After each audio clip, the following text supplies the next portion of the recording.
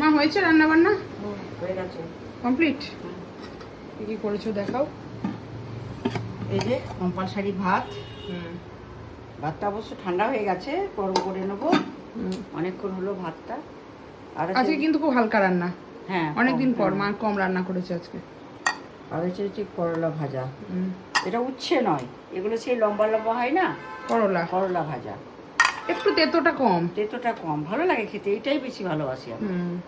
আর আছে মুসুর ডাল। ডাল মানে করিনি আজকে, এটা কালকে ছিল। একটু নাড়ো না তো একদম, কালকে ছিল এটাই।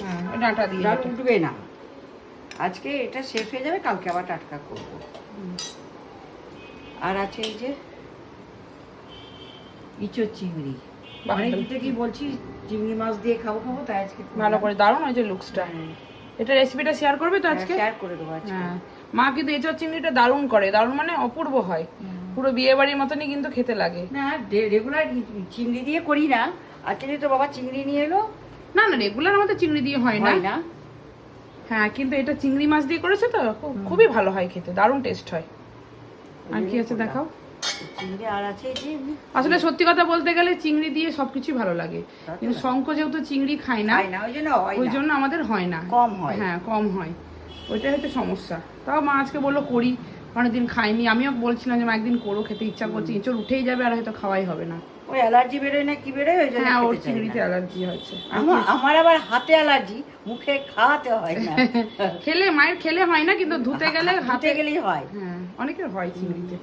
আর কি আছে দেখো। আর এই যে মাছের, রুই মাছের আলু দিয়ে পাতলা করে একটুখানি ঝোল করেছি, ধনে পাতা দিয়ে হালকা করে করেছি। ভালো করেছি। ঠিক আছে, চলো দেখিয়ে দিলাম আজকে লাঞ্চের মেনু। আর তার সঙ্গে মা রেসিপিটা শেয়ার করবে এঁচড় চিংড়ি। পারলে একবার ওইভাবে করে দেখো, খেতে কিন্তু সত্যি বলছি ভীষণই ভালো হয়। চলো তোমাদের সঙ্গে এখানে এঁচড় চিংড়ি রেসিপিটা শেয়ার করি। প্রথমে এখানে একটা ভাজা মশলা বানিয়ে নেব।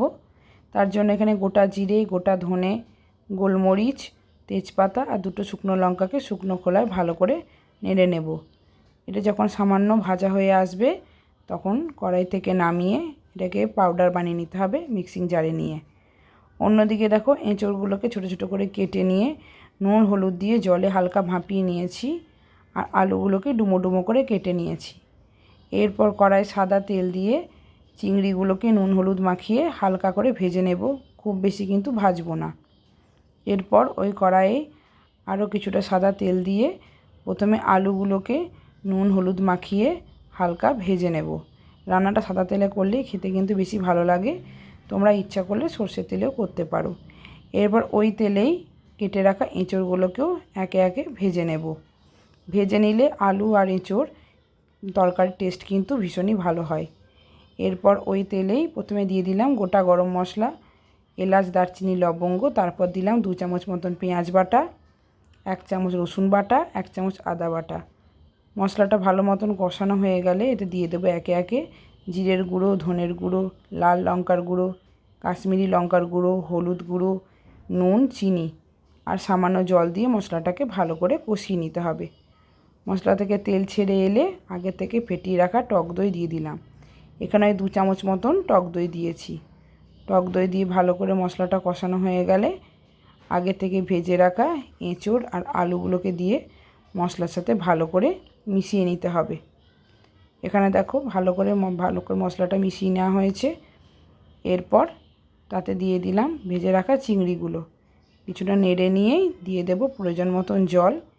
এখানে গরম জল ব্যবহার করলেই ভালো, তাহলে তরকারির স্বাদ কিন্তু ভালো থাকে। যে যেমন ঝোল খাবে সেই অনুযায়ী জল দেবে। এরপর এটাকে 5 মিনিটের জন্য ঢাকা দিয়ে রাখবো। সবই আগে থেকে সেদ্ধ আছে, রান্না করতে কিন্তু খুব বেশি সময় লাগবে না। এখানে যেহেতু অনেকটা জল টেনে নিয়েছে ঢাকনা খোলার পর, তাই এখানে আমরা আবার সামান্য জল দিয়েছি। আমরা ঝোল ঝোল খাই বলে মাখা মাখা খেলে আর কিন্তু জল দেওয়ার প্রয়োজন নেই। এরপর নামানোর আগে ওই যে ভাজা মশলাটা বানিয়ে রেখেছিলাম সেটা ছড়িয়ে নামিয়ে নিলেই তৈরি হয়ে যাবে এঁচড় চিংড়ি। এই ভাজা মশলাটার জন্য তরকারিটার স্বাদটা এতটাই চেঞ্জ হয়ে যায়, তোমরা নিজেরা না বানিয়ে খেলে কিন্তু সত্যিই বুঝতে পারবে না। কেমন লাগলো জানিও, আর পারলে এই পদ্ধতিতে একবার বানিয়ে দেখো, আশা করছি তোমাদের ভালো লাগবে।